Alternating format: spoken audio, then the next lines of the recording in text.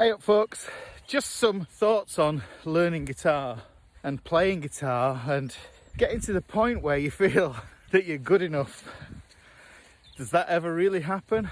I think if you ask any guitar player who's been playing for years, who's a pro, if they're ever happy with the playing and feel like they've learnt all they need to know, they haven't. Nobody has. This is the thing, it's like a game that never ends. It's like, you know, when you put a CD in the console for the PlayStation or whatever it is, that's finite. That ends. There's only so much that can be contained in that. This is why I tell kids, one of the problems with being a guitar teacher is kids just like, I say to them, this is the best toy ever. And then they go home and they play Call of Duty for 5 hours. If only they'd put that into their guitar practice. The thing is that guitar is the biggest game. So what we need to do is we need to have a strategy to win the game. And the strategy is a kind of a balance between technique and the physical challenges that you face, holding down chords, playing scales, all these different things that we have to put up here and then get out of these fingers. But then there's also the theory stuff as well that we don't need to use our hands for. And curiously, somebody in my group was saying, my Facebook group, which you should join, curiously someone was saying that they'd injured themselves and it was really hard not to pick up the guitar because they love it that much. And isn't that a great feeling? They were saying that that was a challenge for them. And I said, this is when you look at theory. This is when you look at the mental stuff, because what we want to do, and we always want to do, is to be able to go backwards in our playing. We want to reach the limit of what we can do, and then having the discernment, is that a proper word, to be able to pull that back and play tasteful things. Now you'll find that when you go on, glasses are steaming up, when you go on Facebook groups, you'll find that people say, oh no, that guy's playing way too fast. He's got no soul. I'm misting up there. He's got no soul. He's not playing with any feel. All the notes are too fast and everything.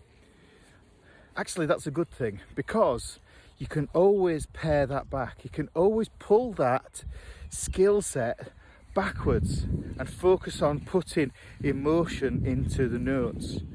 So it becomes this thing where you have that in reserve. You can play speedy bursts, you can play little shreddy things and intermingle it with your choice notes, the notes that you are making and seeking melody. You know, the ones that people like, the Dave Gilmour thing, because people love Dave Gilmour for some reason. And what's the reason? It's because he's melodic. There's every now and then he'll do a little spurt of speed just to contrast the slow melodic stuff. So you need that fast technique. So if you need that with the physical aspect of playing guitar, the mental aspect of playing guitar is that you need to have the theory in your head so that you can roll it back. People who say that music theory, you don't need it, Jimi Hendrix didn't need it and everything else like that, well, that's fine for them, because to be honest, those guys were there first. Nobody had heard those sounds before. They probably just stumbled upon these ideas, and they borrowed these ideas from other guitarists as well. So I'd say you need to be able to take this theory and roll it back.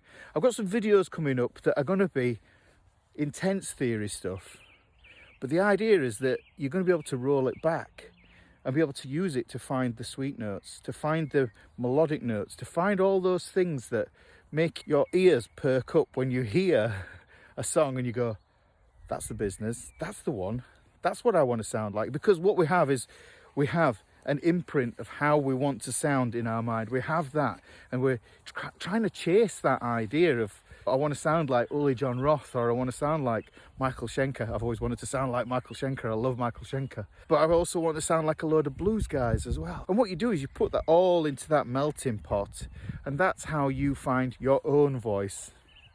You know, your voice is borrowed from other people as well. So really, what I'm saying in this is that you need to learn the technique facilitates all the emotion that you want to put into the music. Technique is something that you really need to focus on at first.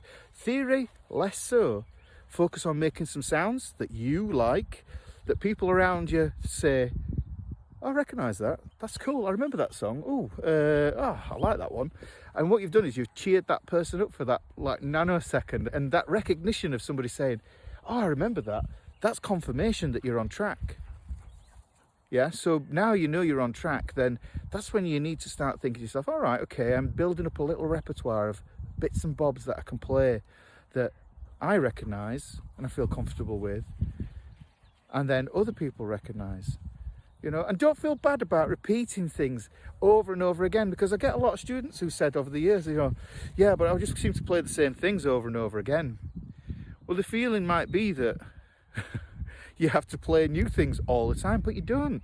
Because the thing is, as long as it's delighting you and making you happy, job done. Because if you're going to get esoteric here, because if you jumped off the planet, jumped into space and looked down, you know, we're on a rock revolving around a ball of fire in the middle of infinity, you know, that thought disappears really, because that's coming from worrying about what other people think. The main thing is you're doing guitar because it's to make you happy.